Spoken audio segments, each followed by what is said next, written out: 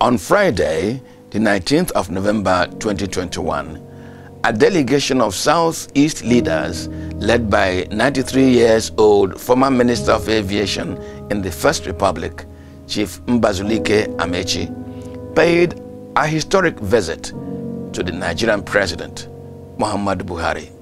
The visit was historic in the sense that for the first time since the end of the Nigerian Civil War in 1970, Southeast leaders moved in one accord to address what must be seen as the fate of the region in the affairs of federal Nigeria. The leadership, which included bishops, traditional rulers, and political elite, went to President Muhammadu Buhari to ask for the unconditional release of Mazi Nnamdi Kanu, leader of the indigenous people of Biafra IPOB, a group agitating for self-determination of the Igbo people of Nigeria. IPOB is a propaganda organization propagating for Biafra. Nnamdi Kanu, who, by the circumstance of his struggle and for fear of his own safety, had acquired British citizenship, was brought back to Nigeria from Kenya in circumstances that do not do any credit to Nigeria as a self- and law-respecting nation. He had escaped from Nigeria after a court granted him bail when it became obvious to him that the Nigerian establishment was not comfortable with the freedom he was enjoying from the judiciary, and military operatives invaded his father's house in an operation that was reported to have taken several lives. Since he was brought back to Nigeria, Nnamdi Kanu has been in detention, facing trial on charges of both terrorism and treason. Some of these enthusiasts are concerned. I'm not seeing how the man has derailed. The man has a just cause and is fighting for a struggle. The charge of terrorism and treason against Nnamdi Kanu bears more understanding. The IPOB, which he leads, is formed on the principle of non-violent agitation for self-determination. The Nigerian judiciary, in the case of Sunday Igboho versus the federal government, has ruled that by the provisions of the Nigerian Constitution and other international charters, every Nigerian or group of Nigerians has a right to self-determination and to protest to that effect.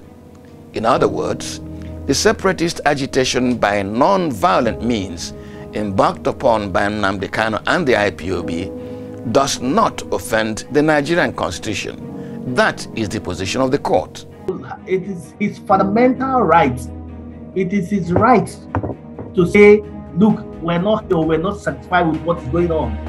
So must it be in the Constitution? The Constitution is there to guide us, and things that are not right must come up. There must be some agitations here and there. If you feel aggrieved that you're not what is happening in your country or within your domain, you have a right to protest peacefully. You have a right to call for dialogue or referendum, and these are what he's doing. He has not derailed. Unfortunately, the Nigerian state seemed to have overlooked this fundamental right and instead got swayed by a phobia for Biafra, a fear emanating from the country's historical experience. It went ahead to proscribe the peaceful IPOB and launched a military operation codenamed Operation Python Dance 1 and 2, which claimed the lives of many Southeast youths, both members of the IPOB and non-members. That operation created teeth in an otherwise peaceful and fangless organization. It also pushed the mass of Southeast youths behind IPOB. Today, more people in the Southeast believe IPOB than the state governments, political and traditional leadership, and even the federal government. But you can also understand that today, every Nigerian is an IPOB member. The Biafra restoration agenda, it is for me a metaphor for the renewal of Nigeria. It is obvious that whatever monster the Nigerian state thinks that IPOB has become is the consequence of political indiscretion, first on the part of the federal government, whose intolerance for decent and political agitation and phobia for anything Biafra led it into ill-digested actions. On the part of the Southeast leadership, its silence while the federal government went down the path of misapplying its powers under the Constitution and not standing against the muscling of peaceful agitation for self-determination was also a huge political error. I expect the Eastern governors, in fact, all the governors from the Eastern and Southern region to have come together to have at least galvanize themselves, seek with these fractions, these warring fractions, let me put it that way, for the pop group and the government group. Look at the agitations. They are saying something. You must have a listening ears. Hear them out, hear what they want, and wait as against the federal government's systems and policies, and see they should have been a mediator for a very long time. The visit of the Southeast leaders on 19th of November must therefore be seized as a golden opportunity to reverse those miscalculations and to heal the wounds of those political missteps. President Muhammadu Buhari displayed great wisdom and craftsmanship in his response to the demands of the Southeast leaders from Nnamdi Kanu's unconditional release to them. He acknowledged that the demand was weighty, even as he promised to look into it, reminding them that the judiciary has a role in the matter.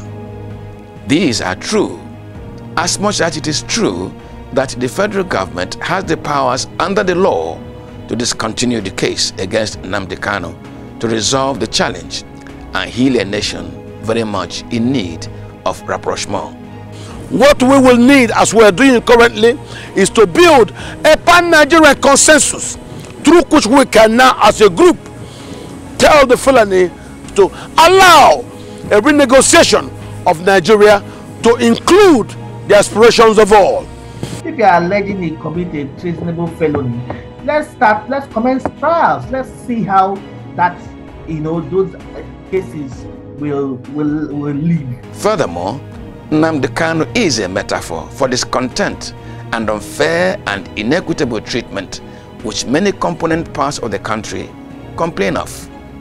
In the Middle Belt, Southwest, and in the core North, Southeast, and South-South, Nigerians seem to have lost faith in the Nigerian state to give them a sense of collective ownership. Such a situation cannot make for a progressive Nigeria. It is time, therefore, for the Buhari administration to stop playing the ostrich and admit that Nigeria requires healing to create an umbrella nation that caters to the needs and sensibilities of its component parts. It is a legacy for which the nation will be grateful and which will return Nigeria to the path of progressive, stable, and inclusive development.